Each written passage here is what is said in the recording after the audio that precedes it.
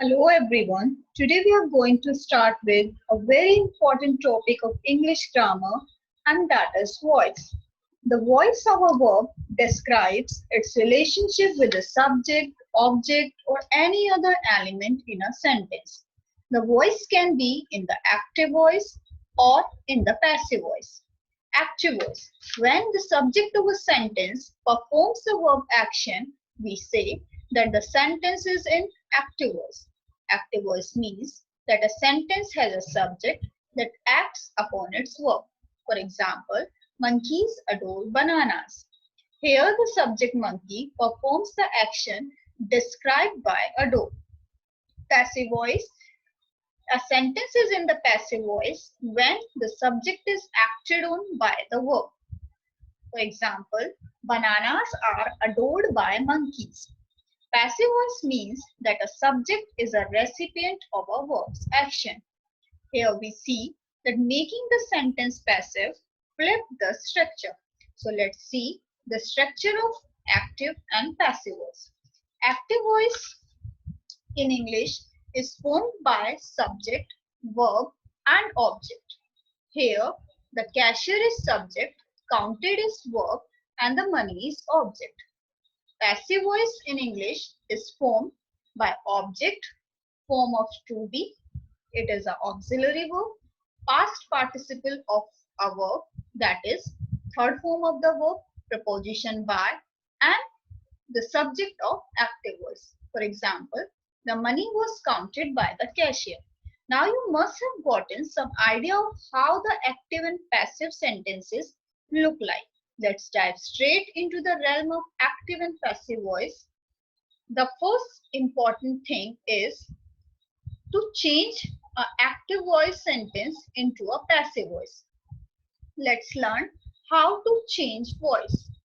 To change a voice, we have to follow the certain steps. Step 1 is to convert the object of the active sentence into the subject of the passive sentence. Step 2 is to change the subject of active voice into the object of passive voice, beginning with the preposition by. Here, we have to convert the subject of active voice as the object of passive voice, and it will be preceded by the preposition by. Step 3. Add a form of the auxiliary verb to be and change the main verb's form into its past participle form, that is the third form of the verb.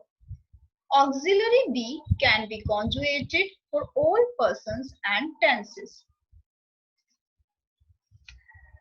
As a thumb rule, passive sentences always take the third form of verb, also called the past participle. So the uses of main verb is pretty simple to convert. It is the auxiliary verb that we need to understand further. Let's get into it. Simple tense. In present simple, we use the auxiliaries is, am, are. In past simple, we use the auxiliaries was and were. And in future simple, we use shall, will and be.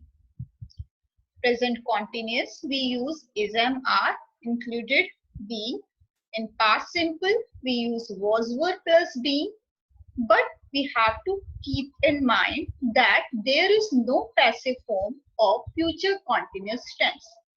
In present perfect, we use has have included been. In past perfect, had plus been.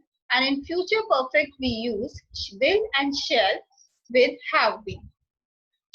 Another thing that we have to keep in mind is that in present, past and future perfect continuous tense, there is no passive voice.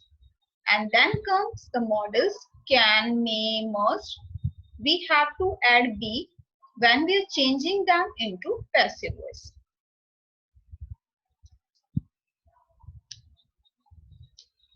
Now let's recap what we have learned. We use active voice to convey a strong, clear tone.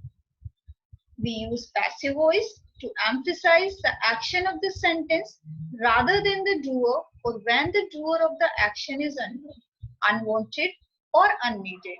We have to keep in mind that sentences having intransitive verbs cannot be converted into passive voice.